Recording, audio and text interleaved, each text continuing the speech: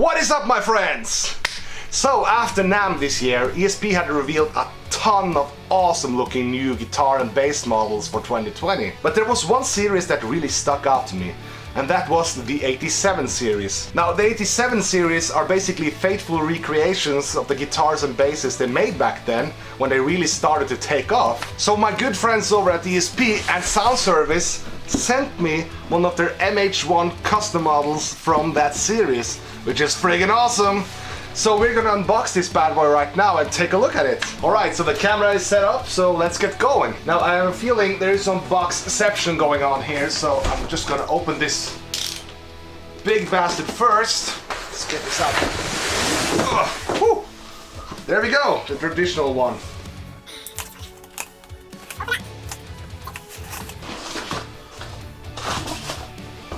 Man, opening a new guitar is always fun. Let's see. Oh, here we go. Tools and the whammy bar. An extra spring. That is also very kind of them to include, because I'm probably going to tune it down a little bit further than the standard tuning. So.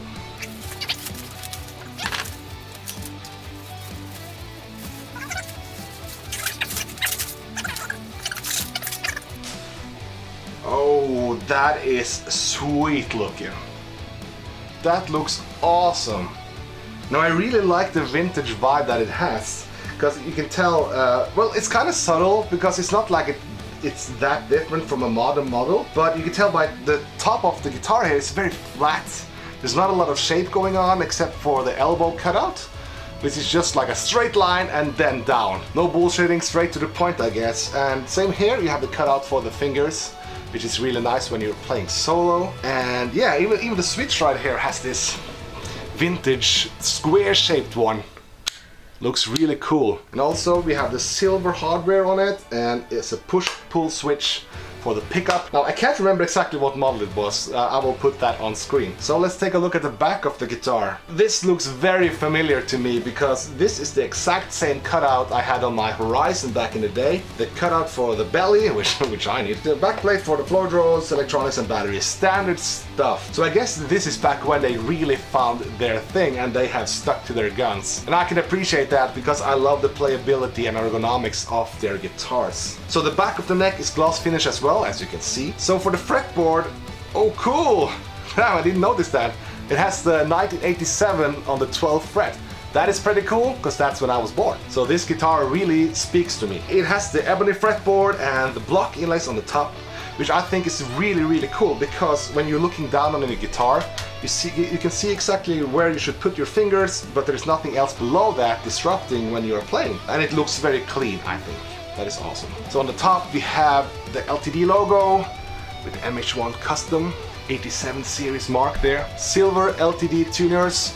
So you don't really need like badass locking tuners when you have a Floyd Rose, because when you lock it off here on the top. And the headstock itself looks friggin' amazing. This is kind of like what I connect with ESP, at least on the Horizon and MH models. You know, the perfect blend of the sharpness and yeah, not too over the top and not too round either. I like that. So let me try to play this a little bit. Let's try to play it. I don't think it's in tune. Ooh, that doesn't sound really good now, does it? So let me actually take this over to my rig here, tune it up, and let's see how it sounds.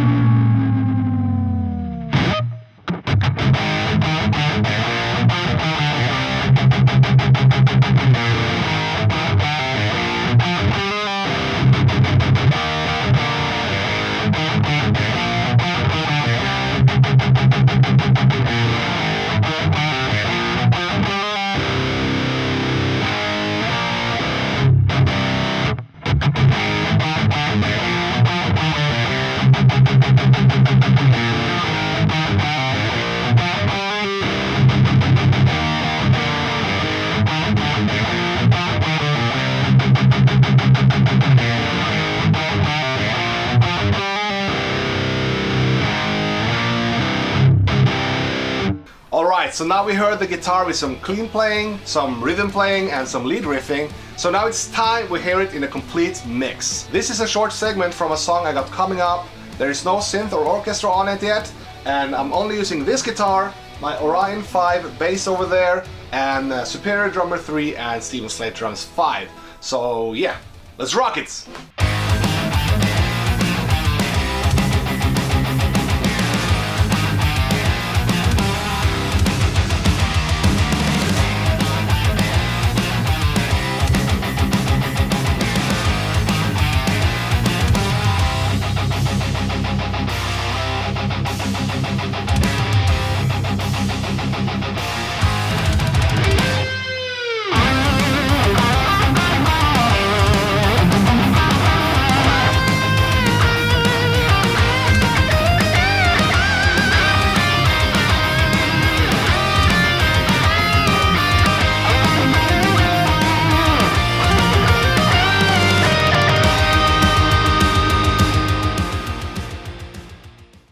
So this guitar is basically everything I've come to expect from ESP by now. I mean, it looks amazing and it feels so comfortable to play, and I cannot stress that enough. My favorite part has to be the neck. It feels a lot like my LTD Arrow actually, and that is a big compliment. It's super easy to play and really fast, and I also really like the cutout on the highest frets here. Really smooth and fits right in your hand. And like I said during the unboxing, I also really like the vintage vibe this car has. It's a guitar, not a car. But like I said, it still looks quite modern. So people who are thinking about it but are discouraged by the 87 mark, don't be. During my time with this guitar, I have recorded an entire song.